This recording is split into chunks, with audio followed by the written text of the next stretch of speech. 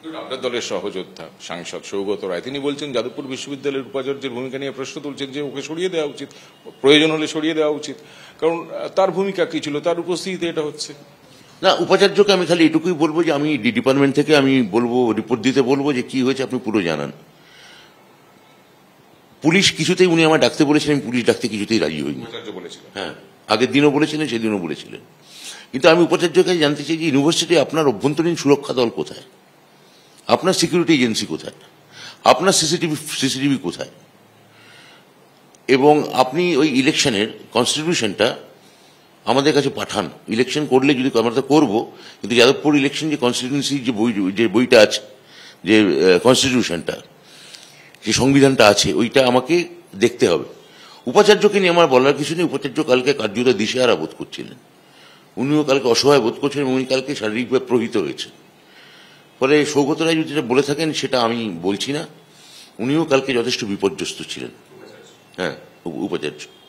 আরেকটা বিষয়, আপনি এত কথা বলছেন, কালকেও বলেছেন, আজকেও বলছেন, কিন্তু দেখা যাচ্ছে তাৎপর্যপূর্ণভাবে আপনার পার্টি তৃণমূল কংগ্রেসের অফিসিয়াল ওয়েবসাইটে কিন্তু এর কোনো ব্যাখ্যা নেই। এমন এই প্রশ্ন তুলছেন সুজন চক্রবর্তী এবং অনেকেই, যে তৃণমূলের অফিসিয়াল ওয়েবসাইটে শিক্ষামন্ত্রী হেনস্থার শিকার হলেন, অথবা তার দল বাইরে এইভাবে মিছিল করলো একজন শীর্ষ নেতা বা দুজন শীর্ষ নেতার নেতৃত্বে, তার কোনো রিফ্লেকশন নেই।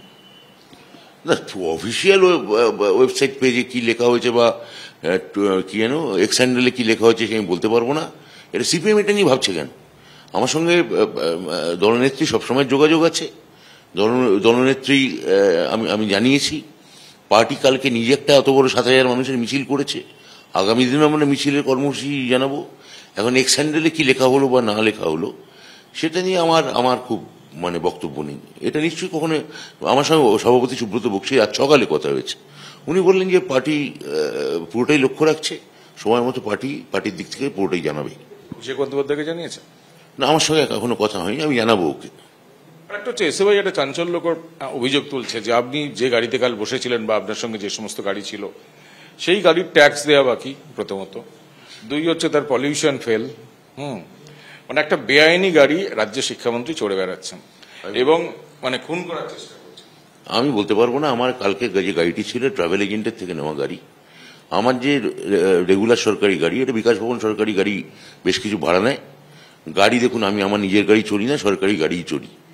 এখন সরকারি গাড়ি এটা এসছে, তার ট্যাক্স কি ফেল হয়েছে কি না হয়েছে, পলিউশন ক্লিয়ার আছে, এটা আমার রোজ কাগজপত্র মিলিয়ে দেখে চড়া আমার পক্ষে সম্ভব নয়। এই সম্ভাবনা আছে বলে মনে করি না। যদি এরকম গোলযোগ থাকে, আমি যদি সত্যি অভিযোগ হয়, আমি আমাদের দপ্তরকে বলবো গাড়ি পাল্টে দিতে।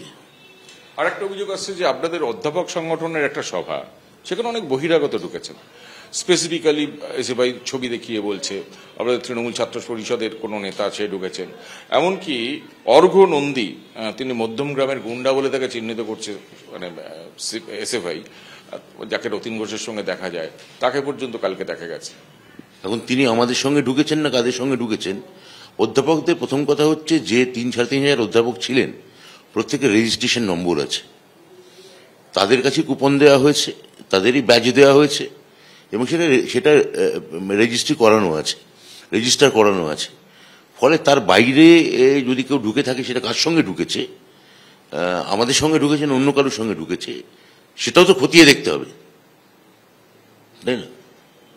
কালকে উচ্চ মাধ্যমিক শুরু হচ্ছে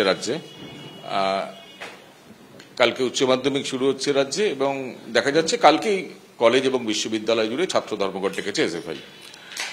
এইটাকে কিভাবে ব্যাখ্যা করবেন? দায়িত্ব কেন? আমরাও তো কালকে ধর্মঘট ডাকতে পারতাম, মিছিল করতে পারতাম। আমি মুখ্যমন্ত্রীর সঙ্গে সকালে কথা বললাম এবং তার সঙ্গে কথা বলে আমরা স্থির করেছি আমাদের যে পরীক্ষা চলাকালীন এই 7 লাখ প্রায় পরীক্ষার্থী, এদের কোনো বাচ্চা লাগে কিছু বেশি, 6 লাখ পরীক্ষার্থী, তাদের কোনো অসুবিধা হোক এটা আমরা চাই না। তারা যাতে নিশ্চিন্তে পরীক্ষা দিতে পারেন সে দেখার দায়িত্ব আমাদের। ফলে পরীক্ষা চলাকালীন আমরা কোনো মিছিল বা মিটিং আমরা করব না।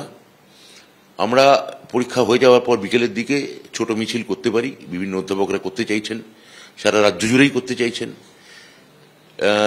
অশিক্ষক কর্মচারীরা করতে চাইছেন, শিক্ষক সংগঠনগুলো করতে চাইছেন, তা তারা হয়তো করবেন।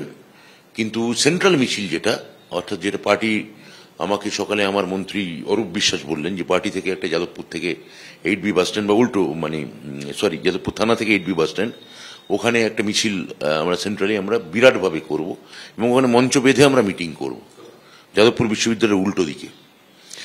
এটা আমরাও দেখতে চাই যে এই মুক্তাঞ্চল তৈরি করা প্রবণতা, যাদবপুর যে যেন একটা বহির্লোকের পৃথিবী, যাদবপুর যেন এই রাজ্যের বাইরে, যাদবপুরে কেউ ঢুকতেই পারবে না, কেউ যেতেই পারবে না, এই প্রবণতা যাদবপুরে আমরা বন্ধ করব এবং দরকার আমি আবার কনভেনশন করব, কালকে আপনাদের যেটা বলেছিলাম আবার করব।